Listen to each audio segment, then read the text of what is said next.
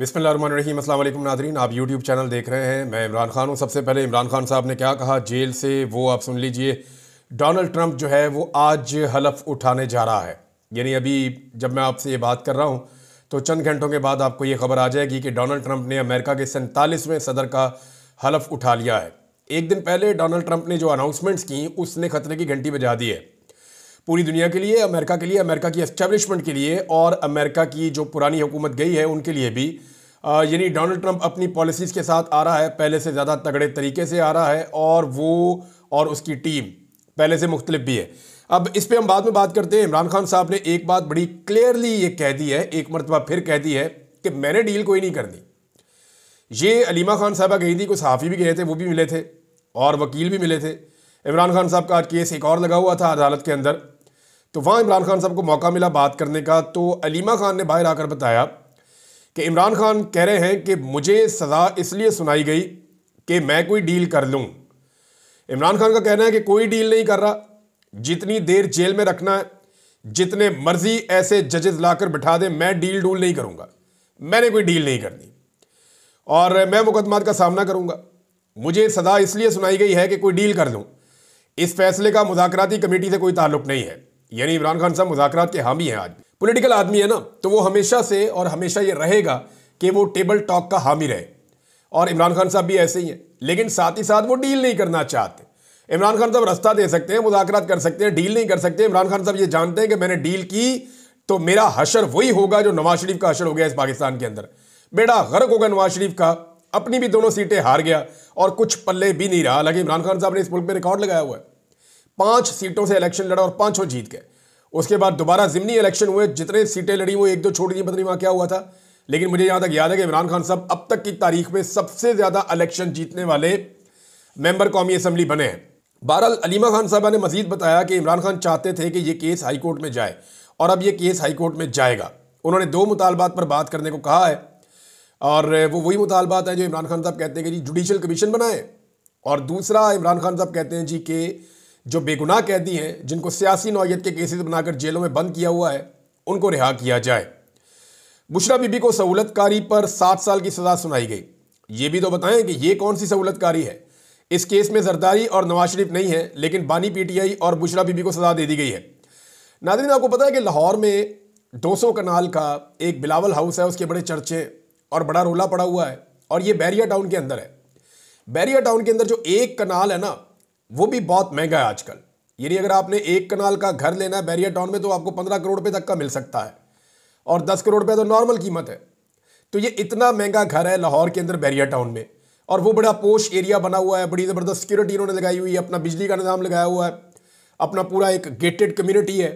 तो बैरिया टाउन के अंदर फैसिलिटीज़ भी हैं, कमर्शियल एरियाज़ भी हैं। तो वो एक अलग शहर ही उन्होंने डेवलप किया हुआ था मलिक रियाज साहब ने वहाँ पर। तो वहाँ बिलावल का इतना बड़ा घर कैसे बन गया, कभी किसी ने सोचा है? ये उसी दौर की बात है जब बिलावल हाउस बन रहा था लाहौर में बैरिया टाउन के अंदर। जिस वक्त कराची के अंदर मलिक रियाज साहब जो है वो ज़मीन एक्वायर कर रहे थे बैरिया टाउन कराची के लिए, और उसी पे बाद में मलिक रियाज को 460 अरब रुपए का जुर्माना भी हो गया था। अब ना किसी ने जरदारी को पूछा, ना किसी ने मुराद अली शाह को पूछा। उनमें से एक सदर है, दूसरा वजीर आला है, और मलिक रियाज को जुर्माना कर दिया। ठीक है, अच्छा किया, जुर्माना किया। और उसके बाद यही मलिक रियाज नवाज शरीफ के बेटे से प्रॉपर्टी खरीदते हैं दुगनी कीमत के ऊपर, और वो भी नवाज शरीफ मलिक रियाज को बुलाकर कहता है कि मेरा बेटा मुश्किल में है, आप उससे 1 हाइट पार्क खरीद लें, और फिर ये खरीद लिया जाता है। अब मुझे एक बंदे ने फोन करके क्लेम किया, मैं उसको कंफर्म नहीं कर सकता, लेकिन इसके ऊपर तहकीकात करनी चाहिए। अगर किसी के पास भी कोई इंफॉर्मेशन है तो वो जरूर मेरे साथ शेयर करें। मैं मलिक रियाज साहब के जो सोर्सेज हैं, अगर वो भी ये बताना चाहते हैं तो मुझे जरूर बताएं। मेरी इंफॉर्मेशन जो मुझे एक बंदे ने बात बताई है, अभी उसके ऊपर तहकीकात होना बाकी है, लेकिन क्लेम एक बंदे ने मुझे ये किया कि ये जो नवाज शरीफ के बेटे को दुगना पैसा दिया गया बरतानिया में मलिक रियाज के बेटे की कंपनी की जानिब से, ये इसमें मनी लॉन्ड्रिंग का वो पैसा शामिल था जो यहां पे मलिक रियाज को दिया गया नवाज शरीफ की जानिब से, जो लूट मार का पैसा था। और ये पैसा था जो जाली आईपीपीएस लगाए गए पाकिस्तान में। यानी बहुत बड़े बड़े कमीशन इन्होंने कमाए ना आईपीपीएस लगा के। ये जो आईपीपीएस जिनकी कीमत अभी भी आप चुका रहे हैं, 1 यूनिट आप बिजली इस्तेमाल करते हैं, 3 यूनिट के आप पैसे देते हैं। उसकी वजह क्या है? उसकी वजह यह है कि कैपेसिटी पेमेंट्स। तो इन्होंने जो धड़ाधड़ ये आईपीपीएस लगाए थे तो इनको सवाब तो नहीं हो रहा था, कमीशन ही मिल रहा होगा ना। यानी मुबैना तौर पे इसमें कमीशन है, और ये कमीशन का पैसा जो है वो मलिक रियाज को दिया गया, जी मेरे बेटे को वहां पे आप दे दें उस प्रॉपर्टी को खरीदने के बदले में। तो 20 मिलियन पाउंड की प्रॉपर्टी 45 मिलियन पाउंड में खरीद ली वहां पे। तो पागल तो नहीं था मलिक रियाज या उनका बेटा कि उसने इतनी महंगी खरीद ली। तो अब ये भी एक बंदे ने मुझे बात बताई है, आई एम नॉट श्योर, लेकिन मलिक साहब इसको अगर कंफर्म करना चाहे, अव्वल तो वो करेंगे नहीं, क्योंकि मलिक रियाज पे बहुत दबाव डाला था मलिक रियाज पर जनरल फैज हमीद ने कि जरदारी के खिलाफ जो है वो स्टेटमेंट दे दो। तो मलिक रियाज ने नहीं दिया स्टेटमेंट। मलिक रियाज ने यहां तक कहा था मैंने गोली मार दो, मैंने नहीं ये बयान देना जरदारी के खिलाफ। फिर मलिक रियाज को नवाज शरीफ के खिलाफ भी इस्तेमाल करने की कोशिश की गई, जो कुछ भी मलिक रियाज ने नवाज शरीफ के साथ मिलकर किया, और फाइनली जो है वो इमरान खान के मामले में तो था ही कुछ नहीं, तो यहां पे भी बहुत दबाव डाला गया। लेकिन मलिक रियाज ने आज तक किसी का पोल नहीं खोला। अगर मलिक रियाज ने मुंह खोला ना तो पाकिस्तान में एस्टेब्लिशमेंट और सियासी जमातें, बहुत सारे लोग मुंह दिखाने के काबिल भी नहीं रहेंगे। बहरहाल ये मामला जो है वो यहां तक है। इसके बाद अलीमा खान ने मजीद कहा कि हाई कोर्ट में जाकर ये सारा केस मजीद खुलेगा और ये सारे नाम आपसे सुनेंगे। नासिर जावेद राना पर सुप्रीम कोर्ट ने भी एतराज उठाए थे। इस किस्म के जजेस आप हाई कोर्ट में भर्ती करने की कोशिश कर रहे हैं जो चोरी, डाका और मैंडेट चोर को तहफ़्फ़ुज़ दें। अच्छा नाज़रीन, इस पर एक बात आप और याद रखें कि इस्लामाबाद हाई कोर्ट में मैंने आपको बहुत पहले खबर दी थी, आज से कोई तकरीबन 1.5 माह पहले खबर दी थी मैंने आपको, 1.5 या 2 माह हो गए। मैंने आपको बताया था, वो क्लिप भी निकाल के आप सुन सकते हैं। लगभग 2 माह पहले मैंने बताया था कि इमरान खान साहब को तब तक सज़ा नहीं दी जाएगी जब तक कि इस्लामाबाद हाई कोर्ट में नए जजेस नहीं आ जाते, और जब मर्जी के नए जजेस इस्लामाबाद हाई कोर्ट में आ जाएंगे तब इमरान खान साहब को अलकादर यूनिवर्सिटी केस में सजा दी जाएगी, ताकि जब वो अपील के अंदर जाएं इस्लामाबाद हाई कोर्ट में तो अपने मर्जी के जजेस के पास वो अपील लगाई जाए और इमरान खान साहब की सजा को मजीद लंबा किया जा सके या उन्हें जेल में रखा जा सके। अब वो खेल खेल दिया गया। 2 नए जजेस जो हैं वो शामिल हो गए हैं इस्लामाबाद हाई कोर्ट में। अब इन 2 जजेस के आने के बाद जो डिविजनल बेंच बनाए गए हैं, क्योंकि इमरान खान साहब की अपील जो है वो डीबी में जाके लगेगी, वो 2 जज उसको सुनेंगे। नॉर्मली इमरान खान साहब की अपीलें जो जाती हैं या बुशरा बीबी की जो अपीलें जाती हैं वो chief justice Islamabad high court Aamir Farooq साहब अपने पास लगवा लेते हैं। और आमिर फारूक साहब के मामले में पाकिस्तान तहरीक इंसाफ और इमरान खान साहब बार बार ये कह चुके हैं कि वो हमारे मामले में बाइस्ड हैं, वो हमारे मुकदमात ना सुना करें। लेकिन इसके बावजूद आमिर फारूक साहब अपनी ही अदालत में इमरान खान साहब के मुकदमात लगाते हैं। अब आमिर फारूक साहब ने जूनियर तरीन जज जो नए अपॉइंट हुए हैं उनमें से एक जज को अपने साथ मिलाकर एक डीबी बना ली है, जस्टिस इनाम अमीन मिन्हास। ये जज साहब आ गए हैं और ये अब हिस्सा है उस डीबी का जो आमिर फारूक साहब के साथ बनी है। अब इसमें ज्यादातर लोग ये कह रहे हैं कि यही बेंच है जिसके सामने देखें कैसा मजेदार पाकिस्तान का निजाम है। आप कभी भी ये नहीं बता सकते थे केस फाइल करने से पहले कि ये किस जज के पास लगेगा। इमरान खान साहब ने अभी सिर्फ दस्तखत किए वकालतनामों के ऊपर, उनकी बीवी ने भी सिर्फ दस्तखत किए वकालतनामों के ऊपर, और ये केस लाकर लगाया जाएगा इस्लामाबाद हाई कोर्ट में। और पहले से सारी दुनिया कह रही है कि आमिर फारूक साहब अपने पास लगवाएंगे और इसी मकसद के लिए उन्होंने एक जूनियर जज को अपने साथ डीबी में शामिल कर लिया है। इसके ऊपर सलमान अकरम राजा साहब ने अपना एक मौक़िफ़ दिया है। उन्होंने कहा जी हम इसकी मुखालफत करेंगे, ऐसा नहीं हो सकता, ये रवायात के खिलाफ है। इतना एक संजीदा नौयत का अहम तरीन केस है, उसमें सीनियर जज के साथ एक इंतहाई जूनियर जज को शामिल कर देना ये ज्यादती है। और यानी आप ये देखें ना कि आमिर फारूक साहब तो अब तक इमरान खान साहब को इंसाफ उस मामले में नहीं दिलवा सके जब उन्हें 9 मई को अदालत तोड़कर, यानी हाई कोर्ट के अहाते के अंदर से उनको अदालत का एरिया तोड़ने के बाद उनको गिरफ्तार किया गया था। फौजी अदालतों ने उसके बाद होने वाले वाकयात पर सजाएं सुना दी हैं। हालांकि फौजी अदालतों के अंदर वो जज नहीं होते, वो बेचारे कानून को जानते भी नहीं है, उन्होंने भी बेचारे रोल रोल के उन्होंने सजाएं सुना दी हैं। लेकिन आमिर फारूक साहब अभी तक अपनी अदालत में होने वाली तौहीन या अपनी अदालत को तोड़ने वाले मामले में और वहां से एक साबिक वजीर आजम को अगवा करने के मामले में अब तक कोई पेशरफ्त नहीं कर सके हैं। तो ये जनाब आमिर फारूक साहब का और उनकी अदालत का इस वक्त सूरत हाल है, और उसमें इनाम अमीन मिन्हास साहब को शामिल किया गया है। ज़्यादा प्रोबेबिलिटी ये है कि केस इमरान खान साहब का जाकर इस बेंच के सामने लग जाएगा, लेकिन जिस बेंच के सामने भी लगे केस के अंदर है ही कुछ नहीं, केस के पल्ले ही कख नहीं है। और खुद जो जज फैसला दे रहा है वो कह रहा है जी तजादात है, प्रोसिक्यूशन ने जो बातें की वो तजादात है। मेरे ख्याल में आमिर फारूक साहब इसको लंबा खींच लेंगे, मैक्सिमम ये कर सकते हैं कि इसको लंबा खींच लेंगे, इसको ले जाए कई महीनों तक ले जाए, बहुत लंबा। वो पहले भी बहुत सारे केसों को बहुत लंबा ले जाने के माहिर हैं। तो आमिर फारूक साहब के सामने अगर ये केस लग गया तो वो इसको इतना लंबा खींच देंगे, इतना लंबा खींच देंगे, इसको 5-6 महीने तक भी खींच सकते हैं। अब डिपेंड करता है कि एस्टेब्लिशमेंट कब तक इमरान खान साहब का बोझ उठा सकती है। डोनाल्ड ट्रंप की जो अहम तरीन तकरीर आई है एक दिन पहले हलफ उठाने से, उसमें डोनाल्ड ट्रंप के अज़ाइम का पता चला है। कुछ चीज़ें जो डोनाल्ड ट्रंप के हवाले से क्लियर हुई हैं, जो चीन के हवाले से डोनाल्ड ट्रंप ने जो राब्ता हुआ चीनी की आदत से, ये इसको खुशाइन करार दिया जा रहा है। ऐसा लगता है कि डोनाल्ड ट्रंप किसी जंग में चीन के साथ भी नहीं जाना चाहते। वो यूक्रेन वाली जंग को फौरी तौर पे बंद करवाना चाहते हैं। जो कुछ मुआहदे जो बाइडन ने किए थे दुनिया के साथ, डोनाल्ड ट्रंप उनको ख़त्म करना चाहते हैं। और कुछ खुफिया दस्तावेजात हैं अमेरिका की तारीख की जो अब तक पब्लिक नहीं की गई, डोनाल्ड ट्रंप उनको भी पब्लिक करना चाहते हैं। इन दस्तावेजात को जब पब्लिक किया जाएगा तो अमेरिका की जो डीप स्टेट है उसके मुंह के ऊपर से नकाब उतरेगा। डोनाल्ड ट्रंप बहुत गुस्से में आ रहे हैं और डोनाल्ड ट्रंप को इस बात का आइडिया है कि डीप स्टेट ने उनका रास्ता रोकने की पूरी कोशिश की। अमेरिका की एस्टैब्लिशमेंट के खिलाफ डोनाल्ड ट्रंप का गुस्सा है। डोनाल्ड ट्रंप फौरी तौर पर एस्टैब्लिशमेंट को बेनकाब करने के लिए 3 रिपोर्टों का उन्होंने नाम लिया जिनको वो सामने लेकर आएंगे। पहली खुफिया दस्तावेजात जो है वो अमेरिकी सदर जॉन एफ कैनेडी के 1963 में होने वाले कत्ल की है। उसके बाद 1968 में सेनेटर रॉबर्ट कैनेडी और स्याफाम समाजी कारकुन मार्टिन लूथर किंग और स्याफाम समाजी कारकुन जो है वो मार्टिन लूथर किंग जो है उनके कत्ल के वाकयात से जुड़ी फाइलें भी डोनाल्ड ट्रंप कह रहे हैं जी मैं आम कर दूंगा। अब ये चीज़ें अगर डोनाल्ड ट्रंप करने जा रहे हैं तो आप अंदाजा कर लें डोनाल्ड ट्रंप और उनकी टीम किस कदर खिलाफ है डीप स्टेट या एस्टेब्लिशमेंट के। और अमेरिका की एस्टेब्लिशमेंट ही है जिसने पाकिस्तान के अंदर रिजीम चेंज में किरदार अदा किया। क्या डोनाल्ड ट्रंप इस मामले के ऊपर नोटिस लेंगे? क्योंकि यहां पे अगर इंक्वायरी हो जाती है ना तो ऐसी ऐसी चीजें सामने आएंगी कि 14 तबक सबके रोशन हो जाएंगे।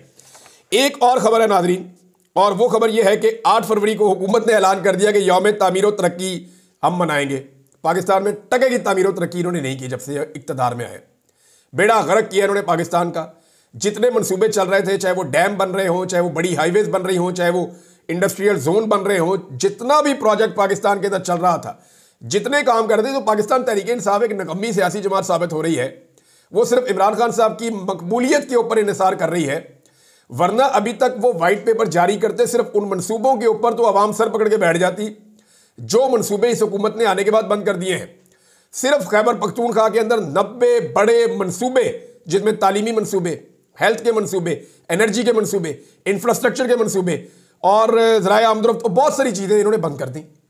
अब ये जितना कुछ इस हुकूमत ने बंद किया है उसके बाद ये कैसे मना सकते हैं यौम तामीर व तरक्की? बहरहाल ये मनाने जा रहे हैं, जबकि पाकिस्तान तहरीक-ए-इंसाफ उस दिन यौम स्याह मनाने जा रही है। अब होगा क्या? सोशल मीडिया के ऊपर आपको नजर आएगा यौम स्याह जो पूरी कौम मना रही होगी। दूसरी तरफ आपको जो है पाकिस्तानी मीडिया के ऊपर, क्योंकि उनको बेचारों को आज़ादी नहीं है ना, तो लिहाजा पाकिस्तानी मीडिया पे आपको मुस्बत रिपोर्टिंग नजर आ रही होगी जी, बहुत तामीर व तरक्की होगी पाकिस्तान की। आपको शहबाज शरीफ का चमकता चेहरा, नवाज शरीफ का दमकता चेहरा और टिकटॉकर्स आपको नजर आ रही होगी, कोई इत्ते जा रही है, कोई इत्ते चप्पी पा रही है, कोई इधर से निकल रही है, कोई इधर से म्यूजिक चल रहा है, कोई स्लोमो आ रहा है। आपको यही सारा कुछ जनाब उसके अंदर नजर आएगा। अब अंदाजा कर लें कि पंजाब पाकिस्तान का सबसे बड़ा सूबा है। इस सूबे को चलाने के लिए ऐसे गैर संजीदा लोगों के और ऐसे अजीबोगरीब गिरोह के हवाले कर दिया गया है, ऐसे नौसरबाजों के हवाले किया गया है कि पंजाब का बजट रिहर्सलों पे, प्रोग्रामों पे, टिकटॉकरों पे, यानी एक राजकुमारी टिकटॉकर है और उसके शौक पूरे करने के लिए पहले तो उसे जाली वज़ीर आला बनाया गया, जाली फार्म 47 के ऊपर, और अब उसकी जाली मकबूलियत के लिए उसके शौक पूरे किए जा रहे हैं। इतना बड़ा सूबा ऐसे ड्रामेबाजों के हवाले कर दिया और अब ये नौसरबाज जो है एक ही घिसा पिटा स्क्रिप्ट लेके चले जाते हैं, कभी जनूबी पंजाब में, कभी अपर पंजाब में, कभी जो है वो सियालकोट, कभी यहाँ कभी वहाँ, और जो इन्होंने ड्रामे शुरू किए हुए हैं और किसी किस्म का अवाम के लिए रिलीफ टके का है ही नहीं। जितने वादे इन्होंने अवाम के लिए किए थे वो सारे के सारे वादे इन्होंने तोड़ दिए हैं। अब सिर्फ झूठी तसल्लियाँ दे रहे हैं कि हम ये करने वाले हैं और वो करने वाले हैं। अवामी फलाह के तमाम मनसूबे बंद हो चुके हैं। इनके पास कोई अवाम को देने के लिए ना प्लान है, ना अवाम को देने के लिए कोई रिलीफ है। 300 यूनिट तक की बिजली इन्होंने मुफ्त देनी थी और 100 यूनिट वाले की इन्होंने कमर तोड़कर रख दी है। कोई प्रोजेक्ट इन्होंने मुकम्मल नहीं किया और जिस प्रोजेक्ट का भी इन्होंने नाम लिया था वो सिर्फ उसके इश्तिहार छपे हैं और कुछ नहीं हुआ। और इन्होंने ड्रामे करने हैं रोजाना की बुनियाद के ऊपर, इन्होंने टिकटॉक बनाने हैं, उसके अलावा इनका कोई और शौक नहीं है। और अभी इकट्ठे होकर बैठे मियां साहबान, फैसला जो हुआ उसके असरात अब नजर आना शुरू हो गए। यानी हुकूमत जो है वो पाकिस्तान तहरीक-ए-इंसाफ के मुतालबात जो तहरीक-ए-इंसाफ ने किए उनसे भाग गई है। यानी हुकूमत का इख्तियार ही नहीं है, अव्वल तो बहुत कमज़ोर हुकूमत है। अब अगर एस्टेब्लिशमेंट ने हुकूमत के सर में डंडा ना मारा कि भाई इनके मुतालबात मानो, तो फिर ये मुतालबात तो हुकूमत भाग गई, क्योंकि नवाज शरीफ ने साफ कह दिया है अपने लोगों को कि मैं पहले ही अपने पाँव पे कुल्हाड़ा मार चुका हूँ, बेड़ा गर्क पहले ही हो गया है। अब अगर पाकिस्तान तहरीक इंसाफ की बातें मानी तो ये आपको ट्रैप कर रहा है इमरान खान, जेल से बैठ के आप लोगों के पल्ले कख नहीं बचेगा। अब पीटीआई जो है वो अगर जुडिशल कमीशन नहीं बनाती हुकूमत, जिससे वो पीछे हट रही है, और हुकूमत ये कह रही है कि हमें मजीद वक्त चाहिए, हो सकता है हुकूमत 1 हफ्ता 5 दिन और मांग ले, और हो सकता है पाकिस्तान तहरीक इंसाफ वो वक्त दे भी दे, लेकिन हुकूमत जुडिशल कमीशन बनाएगी नहीं, क्योंकि जुडिशल कमीशन बनाने में हुकूमत का सारा बयानिया बढ़ जाता है। 26 नवंबर के कत्लेआम का जवाब इनके पास है नहीं, पूरी दुनिया में आवाज उठ रही है। 9 मई को जो कुछ भी हुआ उसके ऊपर इन्होंने जो उसके बाद किया उसका भी जवाब इनके पास नहीं है। इमरान खान को क्यों और किसने और कैसे गिरफ्तार किया, किसके हुक्म पे गिरफ्तार किया, जब उनको अगवा किया गया इस्लामाबाद हाई कोर्ट से, इसका जवाब भी किसी के पास नहीं है। अब पाकिस्तान तहरीक इंसाफ के पास भी कोई रास्ता बचेगा नहीं, यानी उन्हें सिविल नाफरमानी की तहरीक में जाना पड़ेगा पूरी संजीदगी के साथ, जिसको अभी तक पाकिस्तान तहरीक इंसाफ संजीदगी से नहीं देख रही, और नई अवामी तहरीक की तैयारियां तेज करनी पड़ेंगी। हुकूमत मजीद वक्त मांग सकती है, जैसा कि मैंने आपको बताया। नवाज शरीफ साहब ने एक फैसला किया है कि जो बैरूनी दबाव आएगा इंसानी हकूक के लिए, उसको एक सियासी हथियार बनाया जाए। तो मैं मियाँ साहब को सिर्फ एक बात कहना चाहता हूँ कि मियाँ साहब, जैसे आपने गुज़िश्ता 3 साल गुजारे ना, या 2019 में जब आप डील मार के प्लेटलेस गिरा के पाकिस्तान से निकल गए थे, उस वक्त से लेके आज के दिन तक आपके पास मियाँ साहब अब सिर्फ एक ही हथियार है, और वो हथियार है ब्रश और पॉलिश। इसके अलावा आपके पास कोई हथियार नहीं है।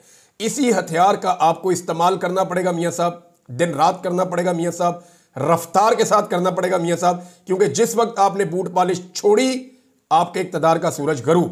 अब आप कोई बयानिया नहीं बना सकते, कोई किसी चीज को आप अपना हथियार नहीं बना सकते, आपका कोई नैरेटिव नहीं बनेगा। आपके पास सिर्फ पॉलिश होगी और आपके पास ब्रश होगा।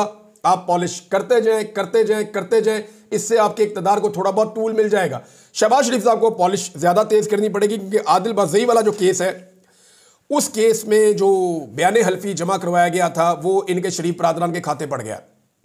वहां पे अदालत ने फौरी तौर पे हुक्मनामा जारी किया, वहां पे इलेक्शन कमीशन की बड़ी सुबकी भी हुई है, और सुप्रीम कोर्ट ऑफ पाकिस्तान ने क्लियरली कहा, मंसूर दी शाह साहब की अदालत थी, आयशा मलिक साहबा थी, उन्होंने कहा जी ये क्या है, और ये तो जानिबदारी है, और संजीदा सवालात खड़े कर दिए सुप्रीम कोर्ट ऑफ पाकिस्तान ने इलेक्शन कमीशन ऑफ पाकिस्तान के कंडक्ट के ऊपर और उनकी जानिबदारी के ऊपर। और साथ ही साथ ये भी हुक्म दिया है कि फौरी तौर पर जो बयान हल्फी वाला मामला है, इसके ऊपर फैसला किया जाए लोअर कोर्ट को। मामला क्या है कि आदिल बाज़ई ने केस कर दिया है नून लीग की क़यादत के ऊपर कि इन्होंने मेरा जाली बयान हल्फी इस्तेमाल किया है, और जाली बयान हल्फी का मतलब आप समझते हैं, शहबाज शरीफ साहब नाइल भी हो सकते हैं, नवाज शरीफ साहब नाइल भी हो सकते हैं। तो ये इनके सर पे दोबारा एक तलवार लटक रही है, और सुप्रीम कोर्ट ऑफ पाकिस्तान से लटक रही है। आदिल बाज़ई जिसको ये सारे फंसा रहे थे, अब ये सारे उसके हाथ में आकर फंस गए हैं। नाज़रीन, एक और चीज़, जस्टिस मंसूर दी शाह साहब की अदालत में एक केस लगा हुआ था। ये एक 3 रुकनी बेंच था जिसने इस केस को सुनना था। मैं सिंप्लीफाई आपको कर दूं, जो टेक्निकल चीज़ें हैं वो सारी जो कोर्ट रिपोर्टर हैं वो आपको बता रहे हैं, वहाँ से बहुत सारे वीलॉग्स और इन्फॉर्मेशन आ रही हैं, आपको मिल भी जाएंगी, लेकिन मैं आसान करके आपको बताता हूँ। सुप्रीम कोर्ट में एक केस आया हुआ था जिसके अंदर एक मखसूस शिक है आइन की, उसकी तशरीह की बात की जा रही थी। अच्छा, इस शिक के साथ एक चीज़ तय हो जानी थी। मामला ये तय हो जाना था कि आइनी बेंच के इख्तियारात या आइनी बेंच जो है उसकी हैसियत क्या है, यानी जो मामला है वो दूसरे बेंचेस में जा सकते हैं या नहीं जा सकते। अब ये मामला वंस फॉर ऑल सेटल होने जा रहा था। अब अगर ये मामला वो 3 रुकनी बेंच सेटल कर देता तो इसके नतीजे में आईनी बेंच का जो गैर कानूनी या मनमाना इस्तेमाल है वो इस्तेमाल बंद हो सकता था। हुकूमत के लिए एक बंद बन सकता था हुकूमत के अज़ाइम के सामने, जो वो 2 नंबरी करते हैं अदालत को कंट्रोल करने के लिए। तो फौरी तौर पे जनाब ये, अब बेंच ने कहा हुआ था कि पीर वाले दिन केस लगेगा, लेकिन कॉल लिस्ट जारी नहीं हुई। ये ऐसा कभी नहीं हुआ तारीख में। एक बेंच बैठा हुआ है 3 जजेस का। जस्टिस आयशा मलिक साहबा ने कहा ये कैसे हो सकता है कि 3 जजेस के मुकाबले में एक शख्स का दिमाग ज्यादा बेहतर काम कर रहा हो, चीफ जस्टिस का। यानी अब हुआ यह है कि ये जो बेंच 3 रुकनी बेंच था, इसने पीर वाले दिन 1 बजे केस लगना था, बाकायदा हुक्म जारी कर दिया गया था, लेकिन सुप्रीम कोर्ट ऑफ पाकिस्तान के हुक्म की खिलाफ वर्जी की गई एक इंतजामी ऑर्डर के जरिए से। सुप्रीम कोर्ट के ऑर्डर की खिलाफ वर्जी नहीं हो सकती, कोई इंतजामी ऑर्डर नहीं कर सकता। लेकिन जस्टिस याया अफरीदी ने खामोशी के साथ जस्टिस अमीनुद्दीन उनके साथ बैठे और जस्टिस मंसूर दी शाह साहब को आगाही नहीं किया, क्योंकि कमेटी के तीसरे मेंबर जस्टिस मंसूर दी शाह साहब है। जस्टिस मंसूर दी शाह को आगाही नहीं किया और दोनों ने बैठकर यह फैसला किया कि यह वाला जो केस है आईनी बेंच के हवाले से जो मामला तय होना है इसको आईनी बेंच में ही मुंतकिल कर दिया जाए। अब आप अंदाजा करें कि जिसके बारे में मामला तय हो रहा है वही अपना मामला तय करेगा। यह इंसाफ का कत्ल नहीं है तो और क्या है। सारे के सारे वकला तंजीमें, सारे के सारे सीनियर वकला, सारे के सारे कोर्ट रिपोर्टर्स, सीनियर जर्नलिस्ट और जितने भी कानून को जानने वाले लोग हैं वो तमाम सर पकड़ के बैठे हैं कि सुप्रीम कोर्ट ऑफ पाकिस्तान में ये हो क्या रहा है। अदालत को मजाक बना दिया गया है। मुतीउल्लाह जान साहब इसमें लिखते हैं कि चीफ जस्टिस याया अफरीदी और आईनी बेंच के सरबराह जस्टिस अमीनुद्दीन ने कमेटी के रुकन जस्टिस मंसूर अली शाह को मुतला किए बगैर ही प्रैक्टिस एंड प्रोसीजर कमेटी का इजलास तलब करके सुप्रीम कोर्ट के हुक्म के खिलाफ आज वो बेंच तश्कील नहीं दिया जिसमें आईनी बेंच और रेगुलर बेंच के बीच इख्तियार समाज से मुतालिक बहस होना थी कि जनाब जो आम बेंचेज हैं उनके इख्तियारात क्या हैं और आईनी बेंच उनका इख्तियार क्या है। इसके ऊपर यह केस चल रहा था। अब इस केस को जानबूझकर नहीं चलने दिया गया और उसको वहां रेफर किया जा रहा है जो अदालत ही मुतनाज़े है। अब अंदाजा कर लें कि इस वक्त काजी फायद ईसा के जाने के बाद हमें ऐसा लगता था कि सुप्रीम कोर्ट ऑफ पाकिस्तान का माहौल बदलेगा, लेकिन सुप्रीम कोर्ट ऑफ पाकिस्तान का माहौल बिल्कुल वैसा ही है। सुप्रीम कोर्ट ऑफ पाकिस्तान एक चीज का ऑर्डर देती है, लेकिन क्योंकि वो ऑर्डर मौजूदा हुक्मरानों को और एस्टेब्लिशमेंट को सूट नहीं करता तो वहां सुप्रीम कोर्ट के अंदर बैठे हुए जज साहिबान उस ऑर्डर को उड़ा देते हैं, यानी उसकी खिलाफ वर्जी कर देते हैं। अब ये एक अजीबोगरीब सिचुएशन बन गई है सुप्रीम कोर्ट में और ये मामला यहां रुकेगा नहीं, ये मामला भी आगे चलेगा। वो लोग जो 26वीं आईनी तरमीम पे भी खामोश थे वो भी अब चिल्ला उठे हैं कि अदालत की तौकीर खत्म हो गई है और ये अदालत को एक सर्कस में कन्वर्ट किया जा रहा है। अब तक के लिए इतना ही। अपना ख्याल रखिएगा, अपने चैनल का भी। अल्लाह हाफ़िज़।